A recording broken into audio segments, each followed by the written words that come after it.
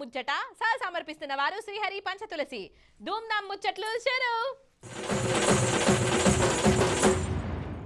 కాదబ్బా, ఏమన్నంటే ఈ కాంగ్రెస్ వాళ్ళకు కోపాలు బాగా వస్తాయి గాని ఈ కొత్త ప్రభుత్వం చేసే కథలు కార్ఖానాలు మాత్రం మన ఆత్మగౌరవాన్ని దెబ్బతీస్తున్నాయి అనిపిస్తుంది చాలా మందికి. ఎవలేమనుకున్నా మంచిదే, ఉన్న మాట ఎప్పుడు నా జిమ్మెదారి కాబట్టి చెప్తాన్నా. అరే, తెలంగాణ తల్లి రాజీవ్ గాంధీ ఇద్దరు సేమేనా? నల్లా ఇద్దరు సమానమేనా? సేమ్ కాదు కదా. అసలు తెలంగాణ తల్లి కంటే కూడా మా రాజీవ్ గాంధీ ఎక్కువ అన్నట్టు ఏచురట. ఎందుకు అట్లా అనిపిస్తుందో అరుచుకొని వద్దాం రాండి. నిన్ననో మొన్ననో మన సీఎం శ్రీమాన్ రేవంత్ సార్ వారు హైదరాబాద్ లా మన మాజీ ప్రధానమంత్రి రాజీవ్ గాంధీ సార్ విగ్రహం పెడతా అనే భూమి పూజ చేసే కదా. ఆ విగ్రహం పెట్టేది షై పార్టీ తరఫున కూడా కాదు, ప్రభుత్వం తరపునే. సరే, ఇక మాజీ ప్రధాని కాబట్టి విగ్రహం పెట్టుకుంటే పెట్టుకొని ఎవరు అద్దంటలేరు. కానీ ఈ విగ్రహాన్ని ఎడబెడుతురో ఎరికేనా? మన కొత్త సచివాలయం ఉన్నది చూడు, ఆ సచివాలయానికి మన అమరవీరుల జ్యోతి నడుమ ఉన్న జాగల ఇగో ఈ విగ్రహాన్ని పెడుతుర్రట. ఆనే భూమి పూజ చేసిండు. అయితే ఈ జాగల మన తెలంగాణ తల్లి విగ్రహం పెట్టే జాగా. అవునోల్లా, సచివాలయం, తెలంగాణ తల్లి విగ్రహం, అమరవీరుల జ్యోతి ఇగో గిట్లా కనబడాలని మన కేసీఆర్ సార్ ప్రభుత్వం ప్లాన్ చేసింది. అందుకు తగ్గట్టు పనులు కూడా నడిచినాయి. అమరవీరుల జ్యోతి పనులు ఉడవంగానే తెలంగాణ తల్లి విగ్రహం స్టార్ట్ అయ్యేదట.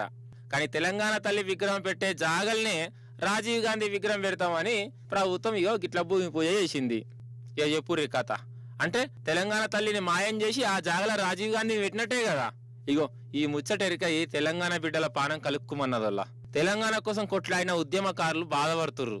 తెలంగాణ తల్లి విగ్రహం పెట్టే జాగల రాజీవ్ గాంధీ విగ్రహం ఏంది అని గరానికి వస్తుర్రు.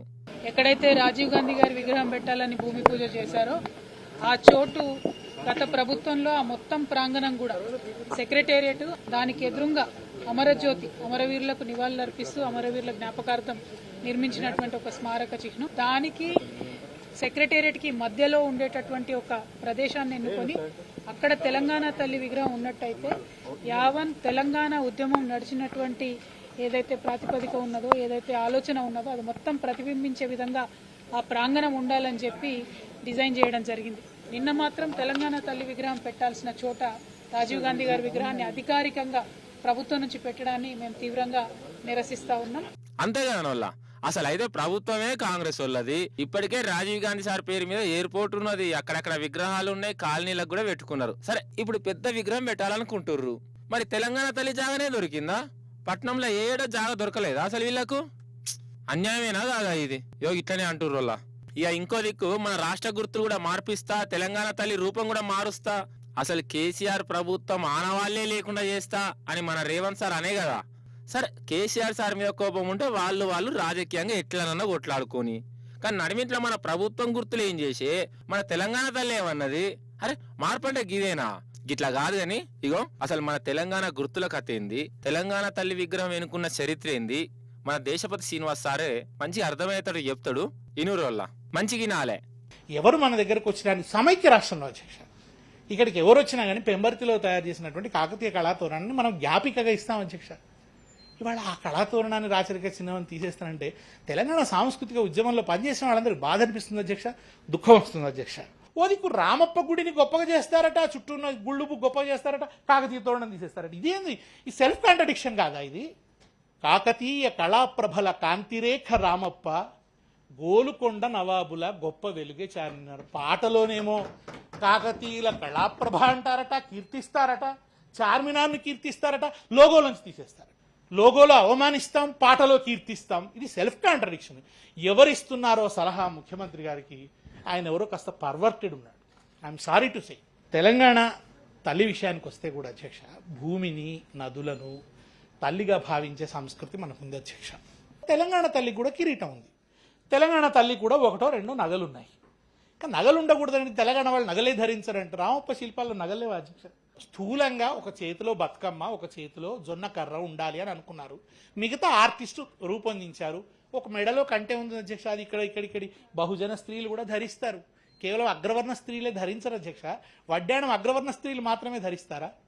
మీరు జొన్న కర్ర పట్టుకున్న తెలంగాణ తల్లిని కాదంటే ఎట్లా? ఆమె శ్రమకు సంకేతమే. శ్రామిక సంస్కృతి, వ్యవసాయ సంస్కృతి. అసలు బతుకమ్మనే వ్యవసాయ సంస్కృతి. అది సంగతి. వీటెనుకున్న అసలు చరిత్ర ఇది. మరి గింత చరిత్ర ఇన్నా గాని మాకు అవన్నీ తెలియదు, మేము షర్తుకే పోతాం, మా జిద్దు మాదే, మార్చుడే ఉంటది అని అంటే తెలంగాణ జనాలను బాధ పెట్టిన వాళ్ళే అవుతారు. మోకా చూసుకొని జనాలే ఈ కాంగ్రెస్ ప్రభుత్వానికి బుద్ధి చెప్తారు అని అంటున్నారు వాళ్ళ ఉద్యమకారులు.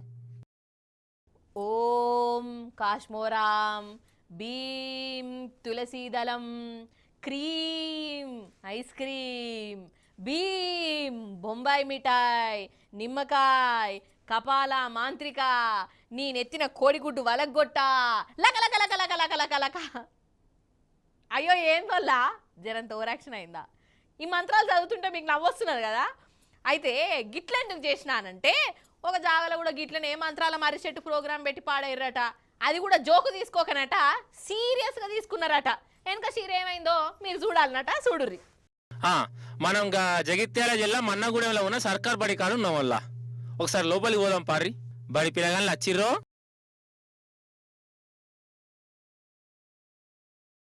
వామ్మో ఆగో పసుపు కుంకుమ నడిమిట్ల కోడిగుడ్డు పక్క పొంటి నిమ్మకాయలు. సినిమా సమాజైంది కదా. ఇట్లా కాదు కానీ ఇంకో గల్మకాడికి పోదాం రారి. ఓష్ని ఈడనైతే గుడ్డు వలగొట్టిరు కదా, అంటే ఇది మంత్రాలు వేసామా అన్నట్టు. ఇప్పుడు బడి పిల్లగాళ్ళు ఈ నిమ్మకాయలు కోడిగుడ్లను చూసి భయపడిపోయి బడి బంద్ చేయాలని ఉపాయం అయి ఉండాలి. ఈ లక్క తక్కువ నా వాడెత్తు. అగో ఈ పెద్దవ ఈ బల్లెనే ఊడుతుంది. అసలు ఏమైందో అడుగుదాం. అవ్వా ఏమైంది అసలు? ఈ నిమ్మకాయలు కోడిగుడ్ల కథ ఏంది? ఇలా ఊకినవా లేదా? సారు ఆఫీసు రూమ్ ముందట అక్కడ అంత అంత సున్నం పోసి పసుపు పోసి బొట్టు పోసి నిమ్మకాయలు పెట్టి కోడిగుడ్లు పెట్టి అక్కడ కొట్టి నిమ్మకాయ కడుపు మీద కోడిగుడ్డు కొట్టి నిమ్మకాయ పెట్టిరు సారు. నేను రోజు పనికి వస్తా ఇక్కడికి పొద్దుగల పని చేసడానికి, కానీ మాకు భయం పడుతుంది. మరి రేపటి నుంచి ఎట్లా చేసుడు సారు? ఇది ఎందుకోసం చేసిండ్రు? మేము పని చేసుడా మరి ఊకుండుడా సారు? ఎట్లా భయం పడుతుంది. మేము ఇల్లు పక్కకే పడి ఉంది. ఇది చేసిన వాళ్ళు ఎవరైనా కానీ వాళ్ళను శిక్షించాలి కష్టంగా సారు. మేము ఇట్లా భయపడుతున్నాము. ఓసిని పాపం గజ్జ గజ్జ వణుక్కుంటూనే చెప్తుంది కదా. సరే సరే ఇక నువ్వేం సీరియస్గా తీసుకోకు. ఫస్ట్ ఈ కచ్చరంతా తీసాయి. మంత్రాలు లేవు గింత్రాలు లేవు గాని చూసి రానుల్లా ఎవరో కంత్రి వాళ్ళు గీ వేషం కట్టిర్రు. వాళ్ళ కంత్రి ముఖంలో కారం కొట్ట కాదోళ్ళ పోరగాళ్ళు చదువుకునే బడిలా ఈ వేషం ఏంది అసలు? చేసినోడు ఎవడో కానీ నాకు దొరకాలే, వాడిని ఆ బల్లెనే సార్లతో కోదండమే ఎక్కియాలి కదా. ఓ పిల్లగాళ్ళు మంత్రాలు లేవు గింత్రాలు లేవు, ఎవడో తలమాసినోడు మిమ్మల్ని బెదరగొట్టేందుకు ఈ కథ చేసిండు. మీరేం భయపడకుర్రి, చక్కగా బడికి పోయి చదువుకోర్రి. ఏమంటున్నా? బంజారాల దైవం సేవాలాల్ మహారాజ్ జయంతి సంబరాలను చూడాలి మన వల్ల. ఇప్పుడు గిరిజన బిడ్డలు సేవాలాల్ పుట్టినరోజును జోర్దార్గా చేసుకున్నారు. ఇటు రాజకీయం లీడర్లు కూడా సంబరాలు చేసుకున్నారు. అగో తెలంగాణ భవన్లో చూడండి ఏ తీర్లు నడిచినాయో సంబరాలు.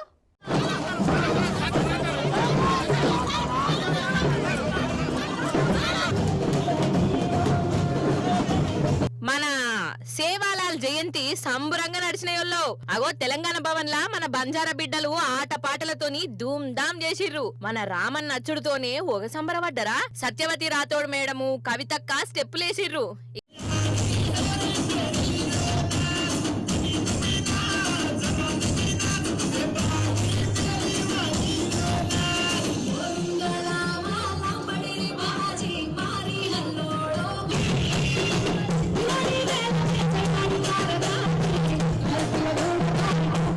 ఇక మన రామన్న డోలు వాయించిండు. అగ చూడురి.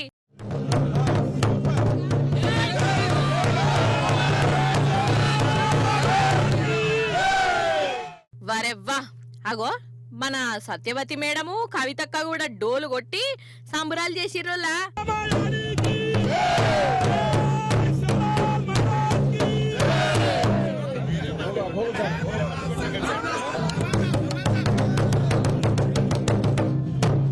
గిట్ల ఆటపాటలతోని సేవాలాల్ మహారాజ్ జయంతిని సంబరంగా చేసుకున్నారు.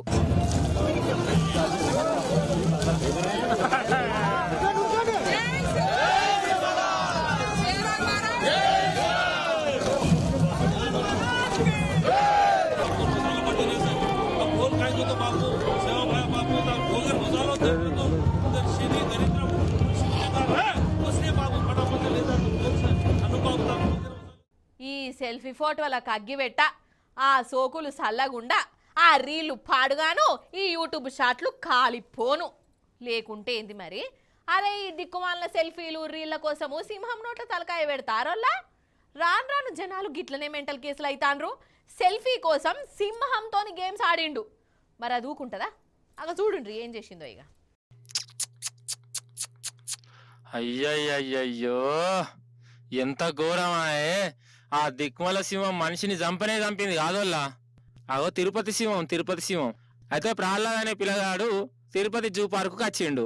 జీవాలను చూసుకుంటా ఫోటోలు చూసుకుంటా మురిసిపోయిండు. ఇక సింహాన్ని చూడంగానే ఆయనకు బాలకృష్ణ పోయినట్టున్నది. సింహం ముందటనే తొడగొట్టిండు, అది ఉన్న జాగాలో దునికిండు. మరి ఆ సింహం ఊకుంటదా? ఆయన దొరకబట్టి గాయ చేసింది, చంపింది. ఘోరం. అగో ఇదే గా సింహం మనిషిని చంపి ఎట్లా చూస్తుందో చూడింకా. ఇక ఇట్లా చంపగానే దీనికి ఇట్లా బోన్లు వేసిర్రు. అయితే ఈ ప్రహ్లాద్ అనేటోడు రాజస్థానుడట, ఫుల్ తాగిండట.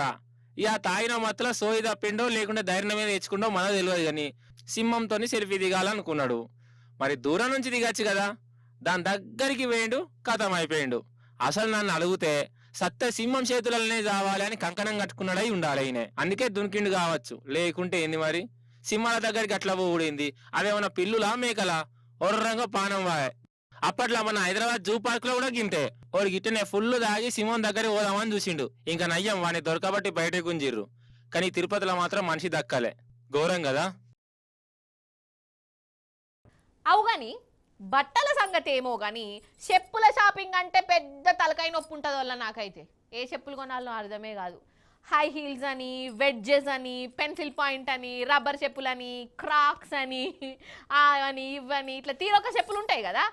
100 రూపాయలు, 500, 1000 రూపాయల చెప్పులు కూడా ఉంటాయి.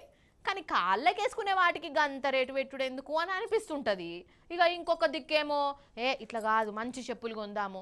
ఎవ్వరైనా సరే ఫస్ట్ చెప్పుల దిక్కే చూస్తారాయే, చెప్పులను చూసి మనుషులు ఏసుంటోళ్ళో చెప్తారాయే అని అనిపిస్తుంది.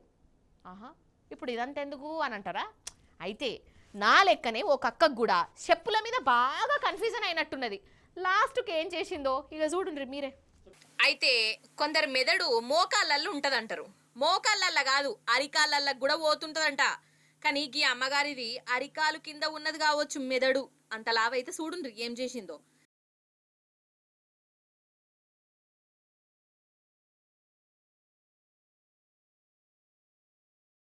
చూసిరా, కాళ్ళ కింద ఎలుకల బోను. అగో ఎలుకలు కూడా ఉన్నాయి. ఈమెది ఏం దిమాకు, కోడి దిమాకా ఎలుక దిమాకా? నిజంగా అరికాళ్ళలోనే ఉన్నది ఈమె మెదడు అని అనిపిస్తుంది కదా. ఇదట కొత్త ఫ్యాషను. కానీ ఎంత చిత్ర విచిత్రంగా ఉన్నాయో చూడు.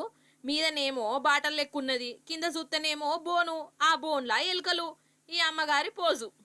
ఈ ఫ్యాషన్లు పాడుగాను జనాలు రాను రాను మరీ మెంటల్ కేసులే అయితాండ్రు అని అంటున్నారు వాళ్ళ. ఈ అమ్మగారి కళాపోషణ చూసిన వాళ్ళు.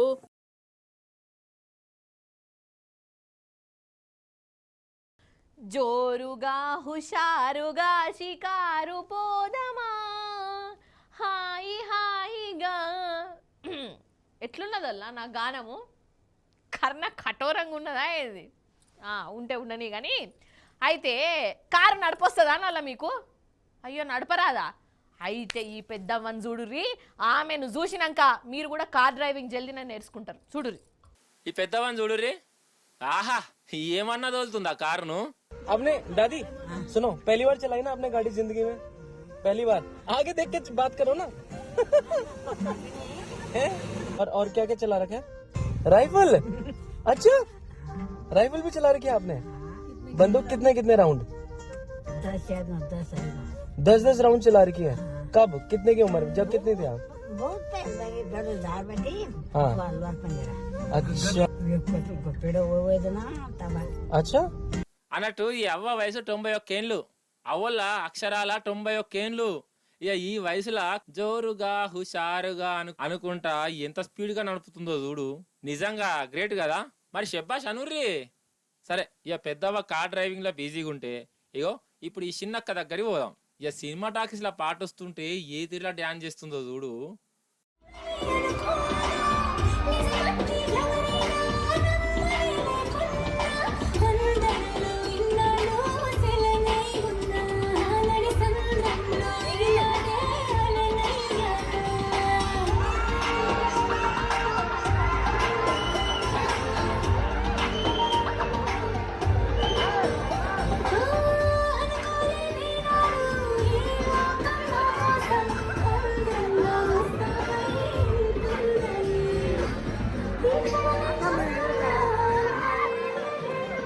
ఏదో ఓయోనో గోయోనో ఏదో పాత సినిమా మళ్ళీ విడుదల చేసిరట. ఈ ఆ సినిమాలో పాట వస్తుంటే ఈ అక్కకి శివ ముగినట్టే ఊగింది. ఇప్పుడు ఈ డ్యాన్స్ సోషల్ మీడియాలో గిర్ర గిర్ర తిరుగుతుంది. అందుకే ఎందుకన్నా మంచిదని మీరు కూడా చూడాలని మీ కాడికి పట్టుకొచ్చిన. అగో